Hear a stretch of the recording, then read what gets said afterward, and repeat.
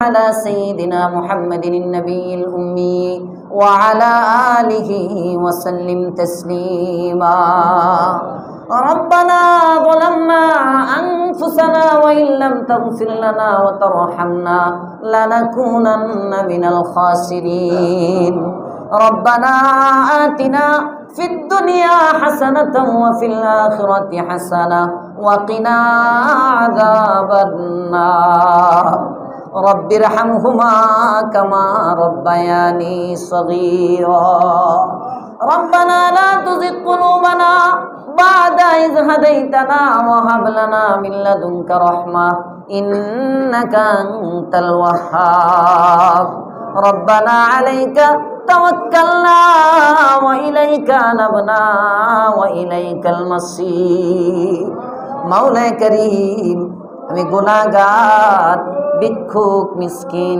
কাঙ্গালের বেশে খালি দুইটা হাত তোমার শাহী দরবারে বাড়ায় দিলাম আল্লাহ।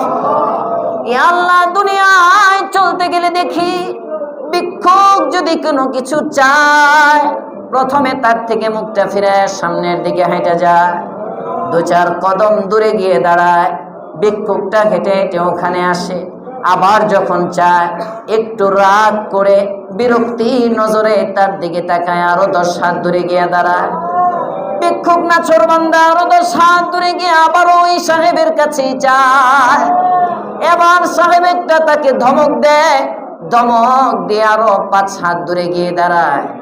নাছোড়বান্দা নাছোড়বান্দি ভিক্ষুকটা সাহেবের ধমকে রাগ না করে, সাহেবের ধমকেও না যাইয়া আবার যখন ওই লোকটার কাছে গিয়া বারবার চায়, একবার দুইবার তিনবার 4 বারের মাথায় এবার দেখা যায় বিরক্ত হয়ে হলেও ভিক্ষুককে কিছু না কিছু দিয়েই দেয়।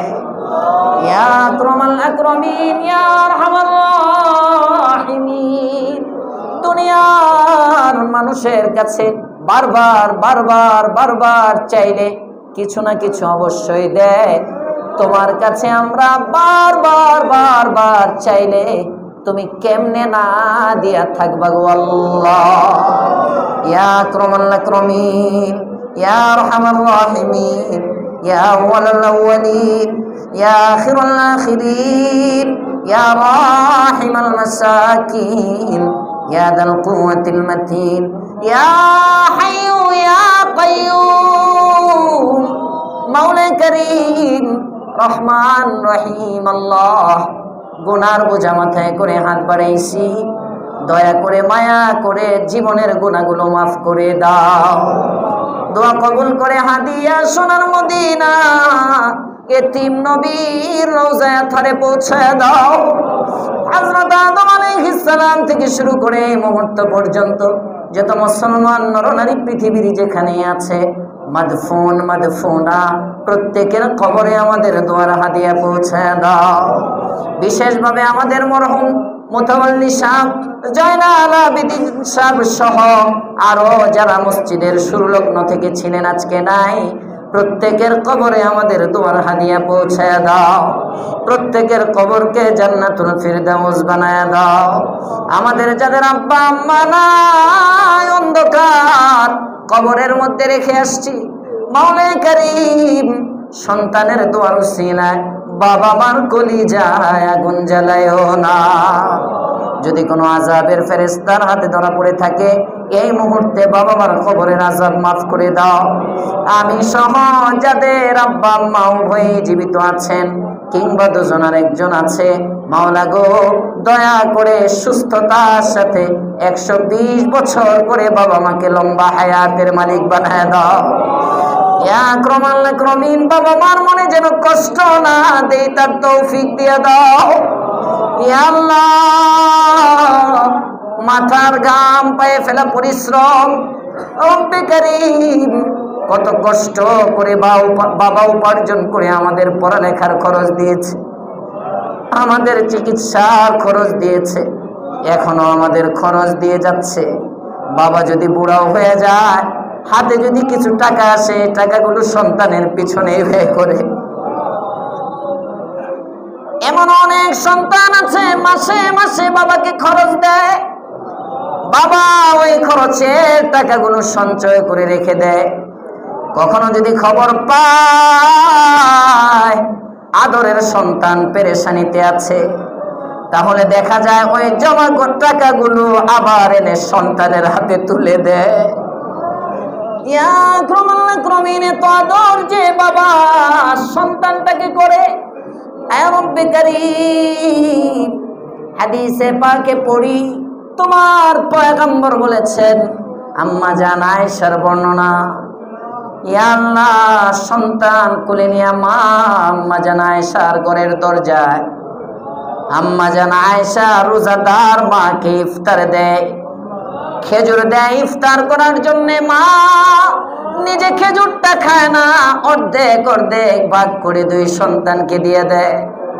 আম্মা জান আয়েশা বলেন, আমি আরেকটা খেজুর দিলাম, দেখি এটা মা খায়নি, কিন্তু না না না, মা সাদা পানি দিয়ে ইফতার করে ওই খেজুরটাও সন্তানের হাতে দিয়ে দেয়।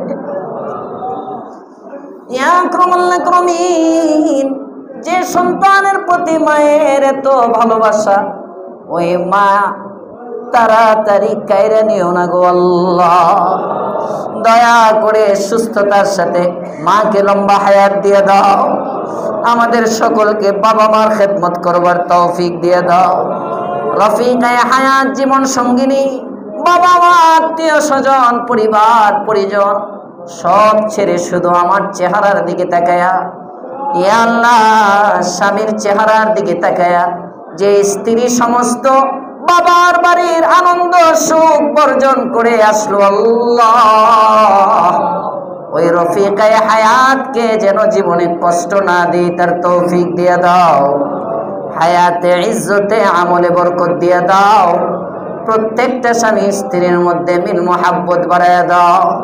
ইয়া আল্লাহ, আদরের সন্তান, ছেলে হোক মেয়ে হোক, ছেলে মেয়ে যার যে সন্তান সন্ততি আছে, সন্তান সন্ততিকে ফরমা বরদার বানায় দিও, চক্ষু শীতলকারী বানায় দিও, আদব ওয়ালা বানায় দিও, আখলাক ওয়ালা বানায় দিও, আমল ওয়ালা বানায় দিও, হাফেজে কুরআন, আলেমে হাক্কানি রব্বানি বানায় দিও।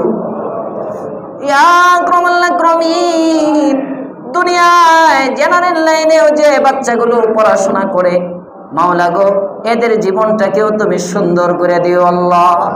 যে যেখানে পড়াশোনা করুক, কোরআন সুন্নাহকে প্রাধান্য দিয়ে চলবার তৌফিক দিয়ে দিও।